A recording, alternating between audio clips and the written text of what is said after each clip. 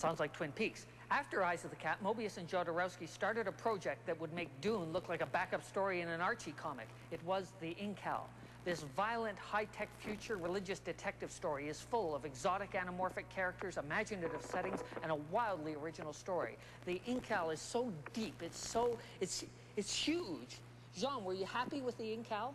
Oh yes, it's a great saga. And I'm always happy with everything I did, because I choose to be happy. You know, I'm not completely satisfied. But I'm not completely satisfied, but I'm still happy. You started drawing Westerns with Frank and Jeremy, and you're still doing Lieutenant Blueberry. How did you get into science fiction? I mean, what do Westerns and science fiction have in common, except Star Trek?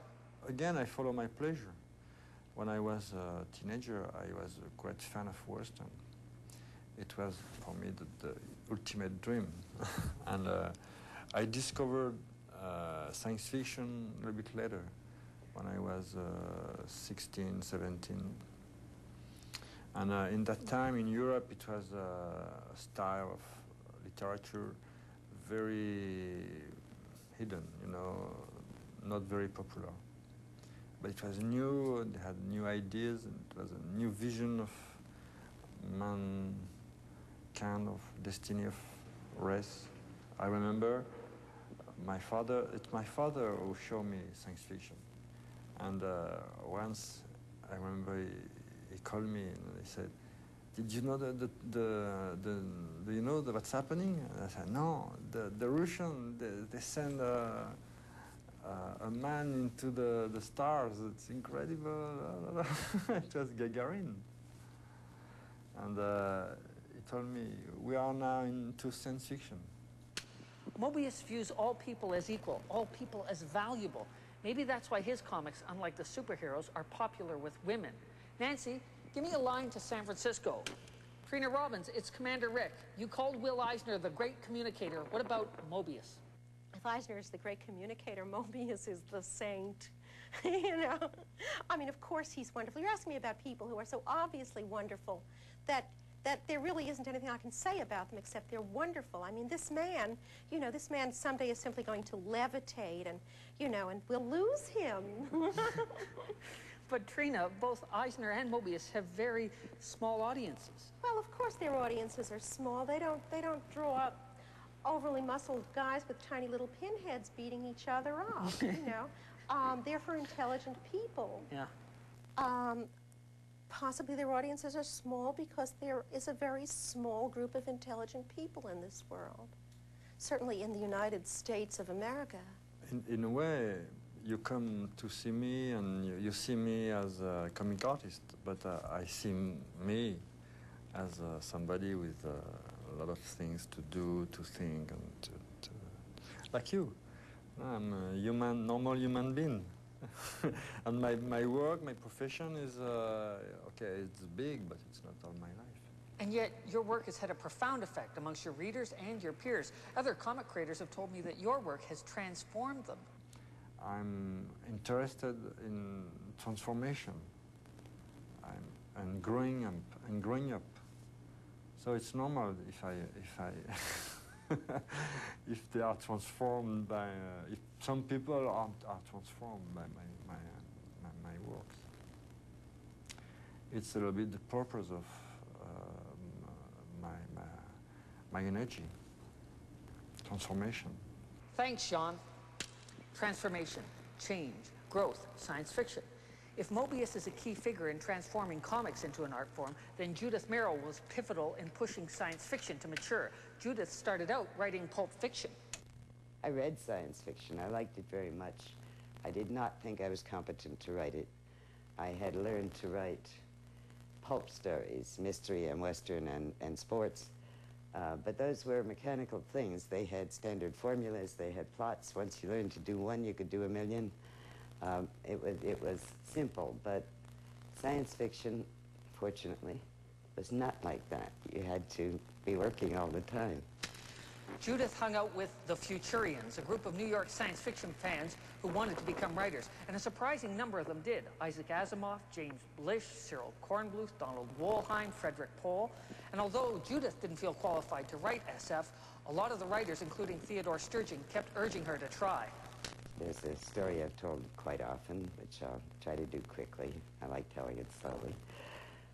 I was leaving Ted's one evening, and he came out on the landing and started in again and said, "You really need to try a science fiction story." And I said, "Ted, it just doesn't..." He said, look at the wall over there. Look at the little green man running up the wall. Look, he has a long, pointed hat, and it's sticking straight out, and he's running fast little steps up the wall." I said, "Nah, I haven't seen any little green men running up the wall." He said, "Come on, look again, look." I said, "Ted, I not only don't see any little green men running up the wall, but if I did, he would be taking long, dragging steps, and his hat would be hanging down." He said, "Right. I write fantasy, you write science fiction. Go home and write it." And the extraordinary thing is that on that occasion I did. I went home and wrote my first story.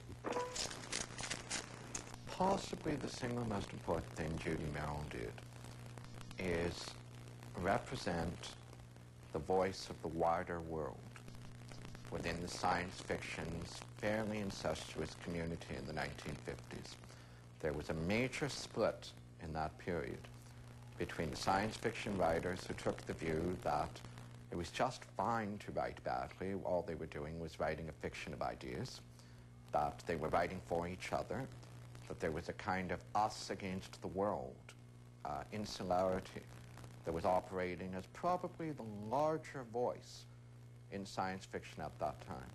Judy Merril was at the center, at the forefront of almost a schism group that said, that's lazy, that's limited. Science fiction has a responsibility to be written as well as the best mainstream writing is, to explore character and theme and motif as aggressively and embracingly as the best mainstream does, and to seize the advantages of science fiction, the power of the genre, to work with those characters and themes and motifs in a new and inventive way. Judith was one of the first women writers in a genre that was desperate for a woman's perspective. Indeed, at every step along the way, not only was I invited, not only was I urged, but specifically the field felt itself, understood itself to be in need of women. I was getting stories rejected after that first one from time to time with notes from editors saying, "But what we want is the woman's point of view." Her first sale was That Only a Mother. In a future filled with radiation, a woman fears that her baby will be born, like so many others, a mutation. Her husband is away working, cleaning up atomic waste, and he misses the birth. She writes and tells him how beautiful the baby is. When he returns, he discovers that the baby is really a limbless mutation, and his wife has gone mad denying it.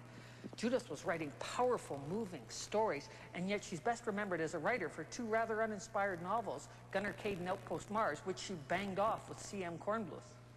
We wrote Gunner Cade in 6 weeks, which was 3 weeks longer than we meant to take. I mean, we were desperate, we were broke, we were rock bottom, and we had to make some money, which was the only reason we wrote such a derivative, more than derivative. I mean, we studied Heinlein and Leiber in their novels of that type carefully, and then modeled this with some new stuff and wrote it and said what we wanted was something that would sell to Campbell. Campbell bought it instantly as soon as he saw it. It was a great success. The embarrassing thing is that of all the work I have ever published, Gunner Cade is the only thing that has never yet been out of print. So I don't know whether this is embarrassing about the readers, about the publishers, or about my view of what's worth writing or what's good when it's done, or the motivations writers have for it, but it's embarrassing for whatever reason.